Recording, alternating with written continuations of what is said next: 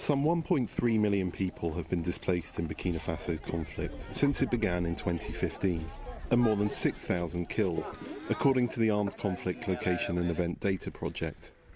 Burkinabe military personnel are among the dead, killed fighting terror groups linked to Islamic State and Al-Qaeda. Loretta Ilbudu is the widow of a soldier killed in that fight. Donc c'était le 24 décembre. It was the 24th of December, 2019. We were preparing for Christmas. His uncles arrived in the morning, but I was not informed of his death until about that evening. I suspected something, but they didn't tell me anything to begin with. Her husband died during a terrorist attack on the town of Arbinda. The couple had a daughter who was just a few months old at the time. Bon, il était quelqu'un de gentil. He was a nice person, a bit shy and very serious about his work. He spent a lot of time with his family. We used to go on outings on his days off. A non-profit called Paga is helping widows like Ilbudu. Its pilot project, launched in February, provides them with support so they can make a living. Ce programme apprend aux femmes à pêcher.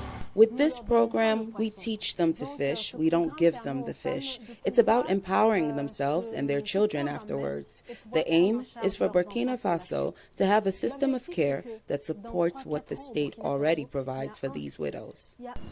Terrorism victims like Ilbudu face complex issues, says United Nations Special Rapporteur for protecting the human rights of terrorism victims. So we get a lot of good wishes on victims of terrorism, and we get a lot of expressions of great sorrow for their sorrow. But in many ways, and I think we'll speak directly about widows, the reality is that victims of terrorism, particularly women who've been victims, need concrete and practical supports. Today, Ilbudu is an intern at an insurance company.